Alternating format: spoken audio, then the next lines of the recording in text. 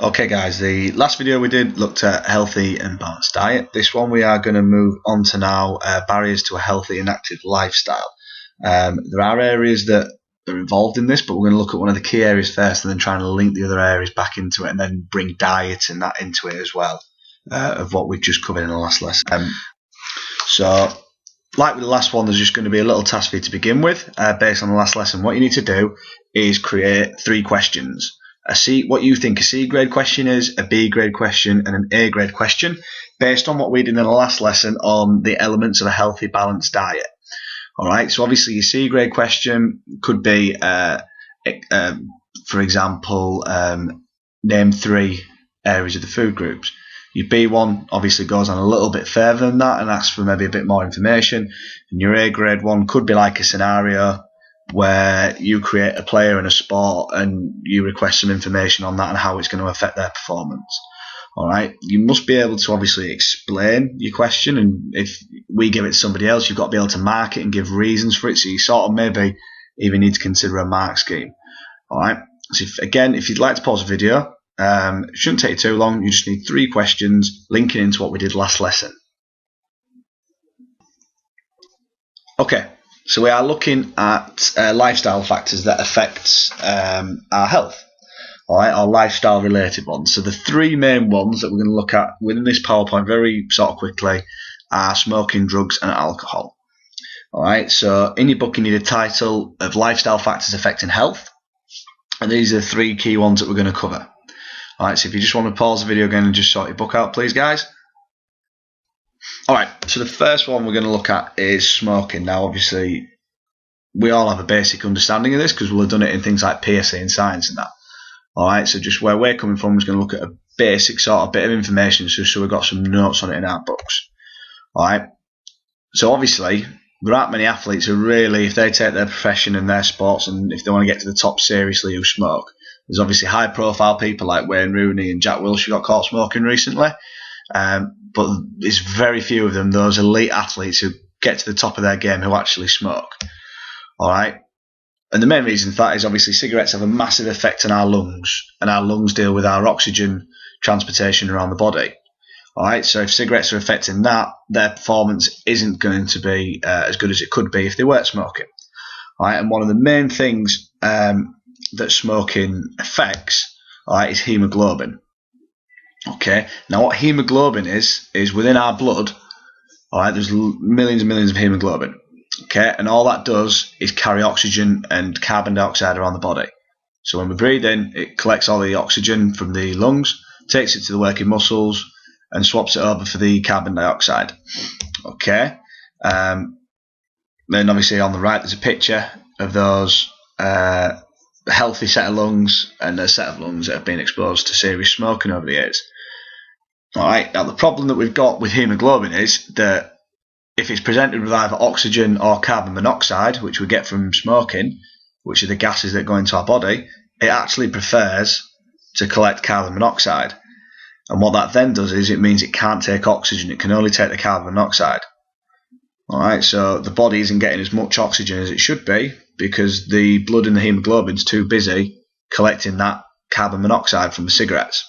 Alright, and it can be up to 10% of the oxygen carrying capacity can be lost this way.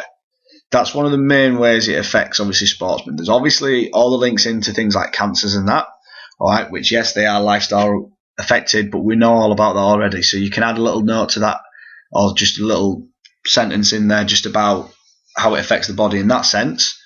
Alright, well, what I want you to do for one of your tasks is pause the video, go on the internet and just research what's in a cigarette. Alright, and just put a list down of the things that are actually found in it. If you get on some websites, it'll tell you where them things are found as well. So you'll find things like tar, loads of chemicals. Some things are found in like battery acids and things like that. So if you just pause the video and just go into there and just copy some things up that are actually in a cigarette, because you will need that for the activities within the lesson. Okay. So the next one we've got is alcohol. Okay, now this is all going to be new information to you lads, because with you being under 18, none of you will have drunk. Okay, so obviously when you drink, you maybe don't think alcohol affects your health, but it does massively, in a massive way. Okay, it can lead to things like cancer, alcohol poisoning, diabetes, psoriasis of the liver, and other major health problems. Okay, so we've got a picture in the bottom corner comparing a normal liver with a liver that's got psoriasis. All right, and that can be a direct link into alcohol. Okay, one of the main problems that we find with alcohol, okay, as well as the side effects of it, all right, is the fact that the amount of calories that are in it and can lead to a massive increase in weight and can cause obesity. So you hear about people have like beer bellies. Okay, well, this is a direct link, and the main reason for it is because people sit in pubs and drink, and they're just piling on the calories, okay, and they're not exercising.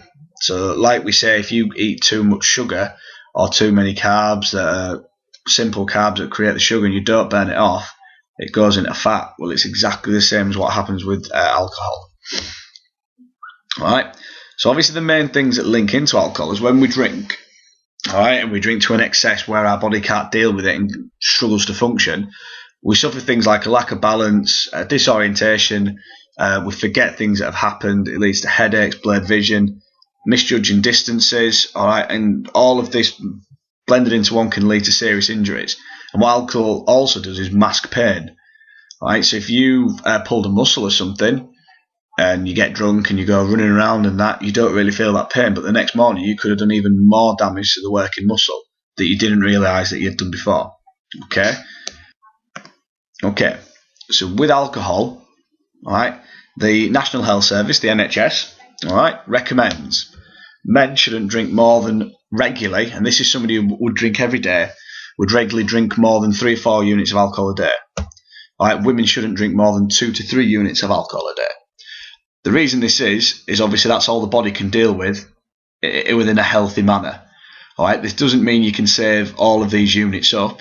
So you save 3 units in 5 days and go have 15 units on a night, because that's binge drinking. The body can't deal with all that alcohol at the same time. Whether it's not dealt with it for a week or not, still can't deal with it. Okay, so within a pint of lager, well, that's spelt wrong. It's not meant to be unites, it's meant to be units. All right, there's 2 units. All right, within a large glass of wine, there's 3 units. A shot of a spirit, so vodka or something like that, or gin, is 1 unit. And with an alcohol pop, there's 1 unit, 1.5, depending on the type of alcohol pop. All right, so you can just see there, just from a couple of drinks there, what is in there. And that's the pint of lager is just a mild lager. If you have a strong lager that's only over 5%, you're looking at 3.5 units, which is all. So that's only saying you can have 1 of them a day. All right. What I'd like you to do is think about and answer this question for me as well. So you've got your smoking one, you've got this little question as well. Why does alcohol make us dehydrated? Okay, that's what I want us to consider as well. Okay, so if you pause the video and just answer that question or research it. All right, the next one we've got is drugs. Now, we will probably spend the whole lesson on this section itself. Okay, so what drug taking is basically you're taking chemicals that alter the way we feel and see things. It can have massive consequences as people still don't stop taking them, even though they know they could die from it. All right. One of the main problems, obviously, is you can lead to an addiction and can have a serious impact on someone's health. And within sport, drug taking is often known as doping. All right, it's a massive issue, and we can name it. We can name athletes that have been caught. The most recent one's Lance Armstrong. Due to blood doping, he's had all his titles stripped. He's been just ruined as an athlete, basically. So professional athletes are tested on a regular basis throughout all sports, right, to make sure they're clean. This could be getting a knock on the door at 6:30 in the morning from a drug tester, all right, or 10 o'clock at night. They must always inform them where they're going to be at a certain period. So if they are going to be tested, they know where they are. So Rio Ferdinand, for example, a couple of years back, missed a drug test and got a ban because he wasn't where he was supposed to be when he said he would be to the drug testers. Okay, so drugs in sport and how they affect health are broken into 2 groups. So what we've got is recreational drugs and performance-enhancing drugs.